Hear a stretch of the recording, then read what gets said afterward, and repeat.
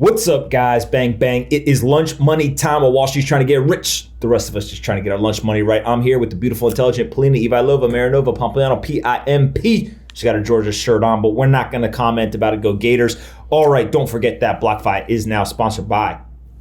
Lunch Money is not sponsored by BlockFi. BlockFi ain't sponsored by Lunch Money. One day it will be, but Lunch Money is sponsored by BlockFi. Make sure you go and get a BlockFi account. Go to blockfi.com/pomp, blockfi.com/pomp, blockfi.com/pomp. I'm going to make it so that you guys have nightmares and in your dreams, I'm saying blockfi.com/pomp. Go get an account. You can earn up to 8.6% APY in their interest-bearing account. I'm an investor. I'm a happy user. You will be too. Go to blockfi.com/pomp.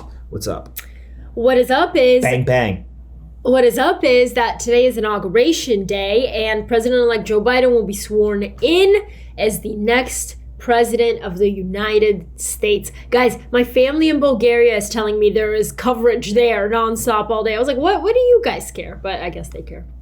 Yeah, I mean, look, whether you like Joe Biden, whether you like Donald Trump, whether you hate both of them, you like both of them, or you think the alien should be the president, this is the beauty of democracy, is that people vote. And there are changes in political parties, and we have a democratic process. And so, great, let's get it going. Hopefully there's no violence, there's no bad things. Let's get it going, Everyone guys. Chill out today. Let's get this over with in terms of just no bad shit happening today. But fingers crossed, I hope so. And it'd be cool to see this happen. Go ahead. And a message from Lunch Money on Inauguration Day, be kind to your friends. Yes, that's very true. All right, next. Okay. 1 second. Oh, God. Okay. Leon Cooperman sees euphoria in parts of the market, says he's skeptical on long-term outlook. Who is Leon Cooperman, first of all? He's a billionaire. Investor. Leon Cooperman is right about euphoria. Leon Cooperman is wrong about the long-term outlook. So, yes. How do you know? Because there's euphoria, but if you look out 10 years, asset prices will be higher in 10 years than they are today. Of course they will be. Because they're literally going to keep devaluing the dollar. God, I feel like inflation is my theme of 2021. Well, it's because they started in 2020 and they're going to accelerate in 2021. But so he's right. Look, obviously there's a lot of euphoria in various markets across the financial system. But I think people just have to remember that if you are trying to day trade, if you are trying to buy an asset today and sell it for more tomorrow, you have to be really, really careful. And you probably shouldn't do that because it is hard to time markets. It's hard to do that.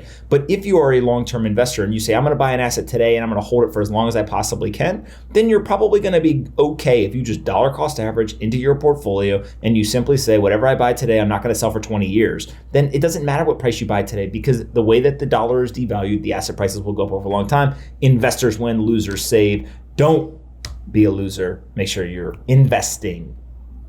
Autonomous vehicle company Cruise just raised $2 billion in new equity funding, around whatever, that has pushed its valuation up to $30 billion. And guess who's an investor? Microsoft. Microsoft. Why is Microsoft an investor?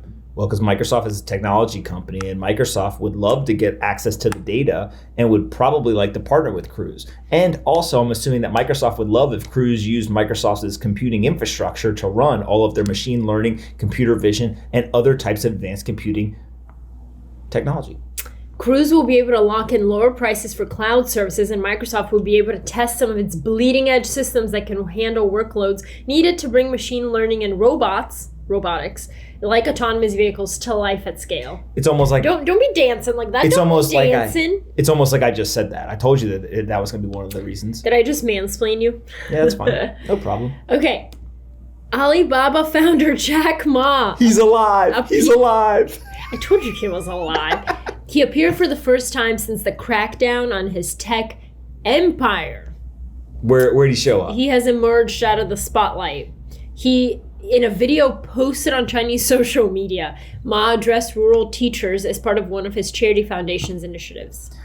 The stock went up 8% just because he actually was seen. That's amazing. Like, how crazy is that? Alibaba's stock went up 8% because they were like, Jack Ma's still alive. Wild. Well, we knew he was alive. He said, guys, I'm just taking a break. No, he didn't say that. Somebody else said it. And honestly, how do we know that video wasn't done before? Because this is an annual event. Ookie. Look, by the way, Remember, capitalism is amazing, democracy is amazing, and freedom of speech is amazing. The fact that there is literally one of the richest men in the world who people thought disappeared. You know what I freaking love? What? Can we take a moment to appreciate freedom of speech? I just love it. Okay. Hey, girl, damn. You ain't got to be whistling at me like that. Go ahead. You are whistling at her. Now, she whistling at me. You just couldn't see. I'm like a ventriloquist.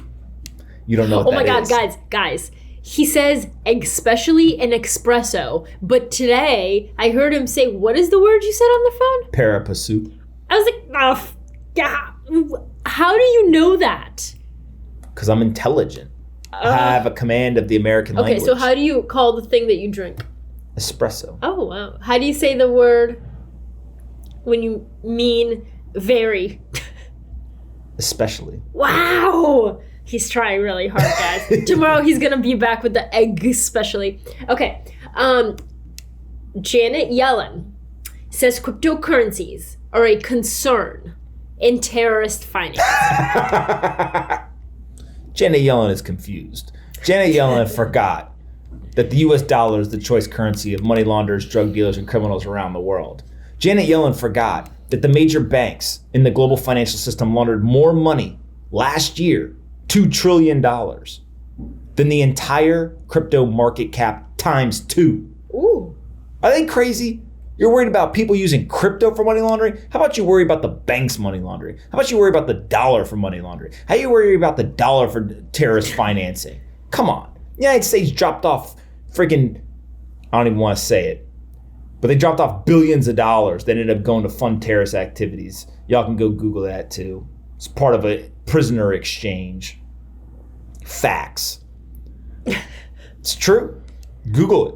Okay. The United States put dollars on a pallet and they dropped it off somewhere. I ain't gonna say what country, but y'all can Google it. You guys are smart.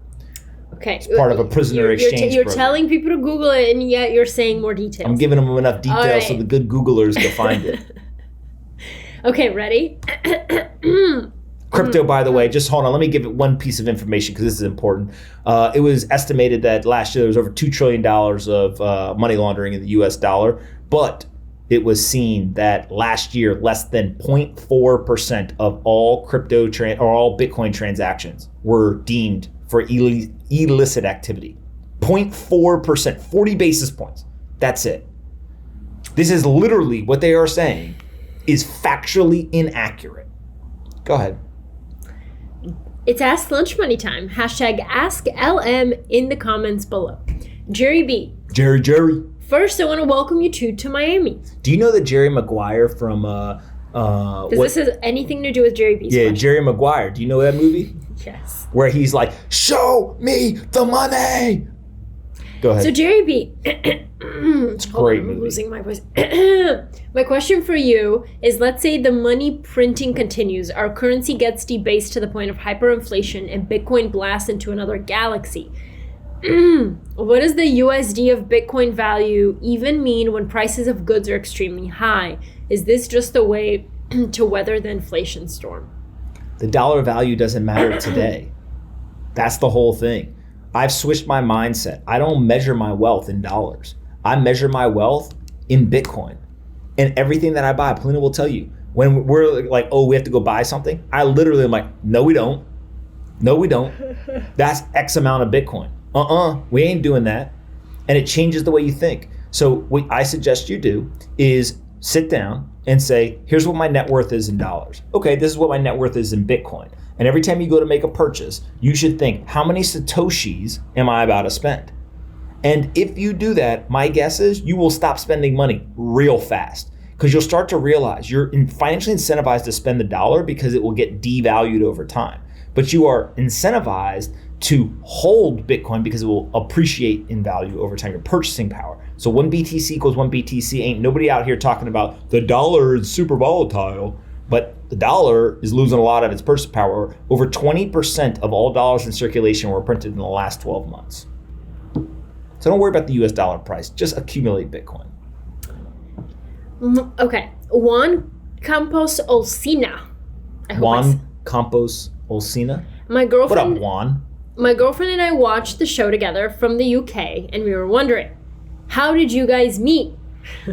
So, we did a whole video. Condensed version. Condensed version is on Twitter in 2016 when I had more Twitter followers than our friend here. Facts. We got coffee. She was a reporter, and I was trying to get some press coverage for one of our companies. And he ain't getting no press coverage. I ain't getting no press coverage, but I got a wife. What up? Who won that one? Hey! All right. Thank you, guys, and we will see you tomorrow. Who won that one? Okay. I was going to let that one marinate for a second. That's right. I ain't getting no press coverage, but I got a wife. See ya. Bang, bang. Hope you guys enjoyed this episode of Lunch Money as much as we did. And don't forget, Lunch Money is now sponsored by BlockFi, so go check them out. There's a link in the description that you can click on.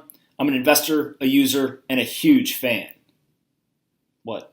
You're a bigger fan of BlockFi than you are of me? BlockFi is my second favorite thing in the world behind Polina. They've got 3 products.